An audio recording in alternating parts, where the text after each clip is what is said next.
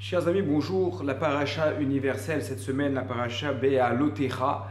Et cette paracha va commencer par le sujet de la menorah, la manière d'allumer la flamme sur la menorah. La menorah, en français, on peut traduire ça par le candélabre, le chandelier. Et on remarque que cet objet du culte que l'on trouvait dans le Beth Amikdash, dans le temple de Jérusalem, a fait énormément fantasmer les nations, toutes les nations, qu'elles soient proches d'Israël ou qu'elles soient contre Israël.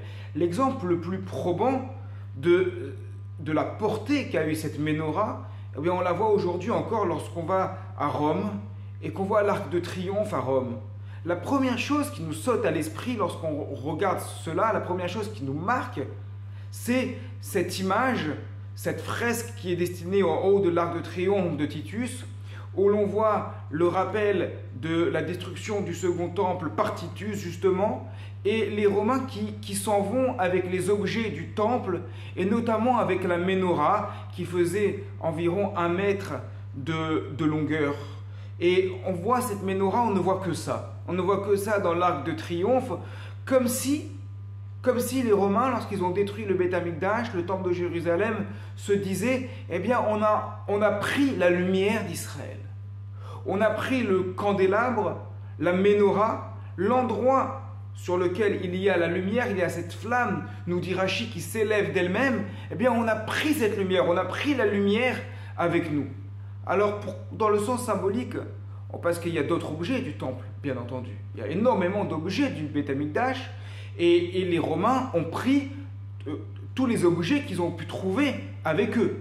Où est-ce qu'ils ont été placés, où est-ce qu'ils ont été mis? On ne le sait pas, il y a des théories, des thèses jusqu'à aujourd'hui, on ne le sait pas. Mais pourquoi cette insistance, pourquoi on ne voit que ça, que cette menorah-là?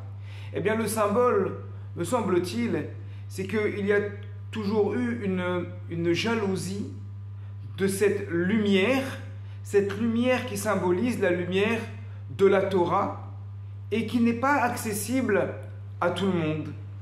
Alors, les Romains, lorsqu'ils vont conquérir le Beth Amikdash, ils disent comme s'ils se vengeaient pendant des années, pendant des siècles. Vous n'avez pas voulu partager cette lumière de la Torah. Eh bien maintenant, nous prenons le chandelier avec nous. Nous prenons le candélabre, nous prenons cette menorah avec nous, comme si nous confisquons la lumière qui se trouvait à Yerushalayim pour Israël. Mais bien entendu, cette agression, avec une motivation consciente ou inconsciente de vouloir prendre la lumière d'Israël, est basée sur une fausse compréhension du message de la Torah, puisque nous l'avons déjà expliqué à plusieurs reprises. Tout ce qui a été fait dans le Beth Amikdash, tout ce qui a été fait dans le temple de Jérusalem, l'était pour les Juifs, mais également pour les non-Juifs.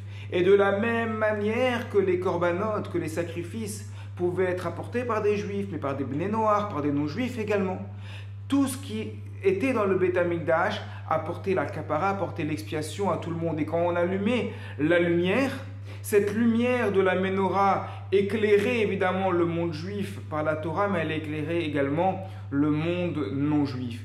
Et c'est cette incompréhension de la part de personnes extérieures au Beth Amikdash qui ont cru qu'il y avait une exclusivité dans ce temple, qu'il y avait une exclusivité dans ces sacrifices, qu'il y avait une exclusivité dans cette lumière allumée dans la menorah, cette incompréhension qui a provoqué l'attaque. Or, évidemment, et cela est valable d'ailleurs dans toutes les relations humaines, pour éviter la haine, pour éviter les tensions, eh bien, il faut parler, il faut expliquer les choses. C'est pourquoi je loue encore cette initiative de Noachide de pouvoir expliquer la paracha avec des enseignements universels pour bien montrer que la Torah permet au contraire un rapprochement entre Israël et la nation, pas un rapprochement dans le sens de assimilation, chas v'shalom, puisque nous l'avons expliqué à plusieurs reprises, chacun doit être à sa place, il y a des halachot très précises, mais rapprochement dans le sens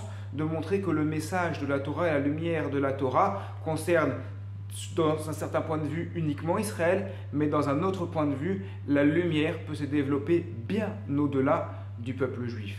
Shabbat Shalom à toutes et à tous.